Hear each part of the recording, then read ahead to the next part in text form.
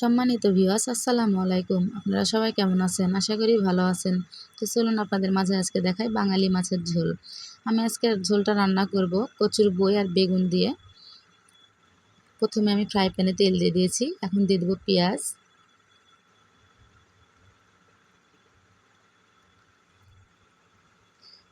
ওইদিকে আমি ফ্রাই প্যানে তেল দিয়ে দিয়েছি, মাছটা ভেজে নেব সেজন্য। এদিকে পেঁয়াজটা লাল হতে থাক, আমি ওইদিকে মাছটা ভেজে নেব। আরেকদিকে তুলে দিয়েছি ভাত।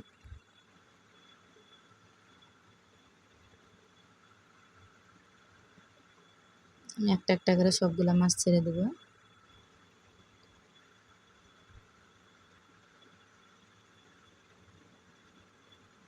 আমার মাছ ভাজা হয়ে গেছে, এখন আমি তুলে নিব।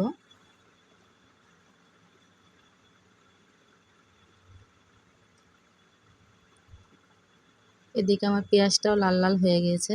এখন এটার মধ্যে একটু পানি দিয়ে দেব যেন পুড়ে না যায়।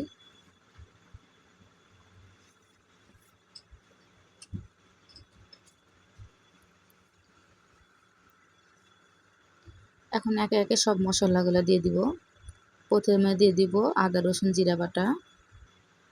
আমি মশলাটা সব এক জায়গায় করে বেটে রাখি। এখন দিয়ে দিব হলুদ গুঁড়া, দিয়ে দিব মরিচের গুঁড়া,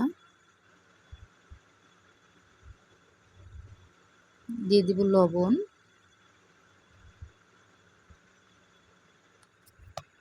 এখন খুব ভালোভাবে নাড়াচাড়া দিয়ে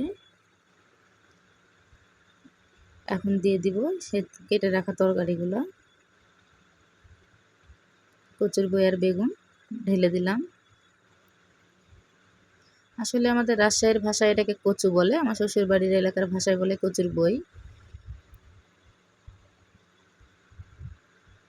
ওইদিকে ফ্রাই প্যানে আমি আরেকটু তেল দিয়ে দিয়ে ওইদিকে ভাজিটা তুলে দিব। পটল আর আলু ভাজি করব, সেজন্য দিয়ে দিব কাঁচা ঝাল। এখন আমি পটলগুলো দিয়ে দিব। এই ভাজিটাতে আমি পেঁয়াজ ব্যবহার করি না।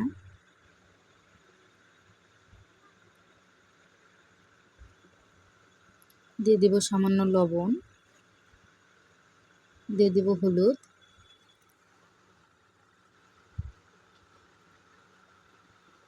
এখন এটাকে খুব ভালোভাবে নাড়াচাড়া দিয়ে পানি দিয়ে ঢেকে দিব। আমার ভাতটা হয়ে গিয়েছে। ওদিকে আমি যে আমার পাশের বাড়ির যাদের বাসায় আমি থাকি সেই ভাবির ভাত উঠাই দিছি। এখন আমি ভাজা মাছগুলো তরকারিতে দিয়ে দিব। ওইদিকে আমার ভাজিটাও হতে আছে। এখন আমি তরকারিতে ঝোল দিয়ে দিব।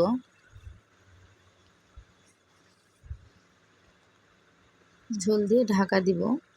এই যে ভাবির ভাতটাও হয়ে গিয়েছে, আমি মাঠটা নিংড়ে নিব।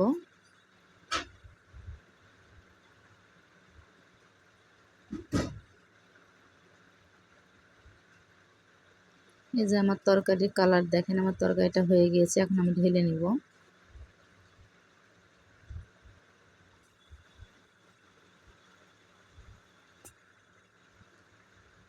এদিকে আমার ভাজিটাও হয়ে আসতেছে, আর একটু লাল লাল করব।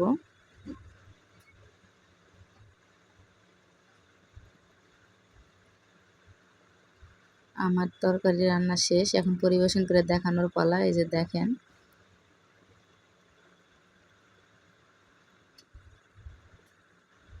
এভাবে করে ঝোল রান্না করে খাইতে খুব মজা লাগে। ভিডিওটা যদি আপনাদের ভালো লেগে থাকে, লাইক কমেন্ট শেয়ার একটা সাবস্ক্রাইব করে দিবেন। সবাই ভালো থাকবেন। আসসালামু আলাইকুম, আল্লাহ হাফেজ।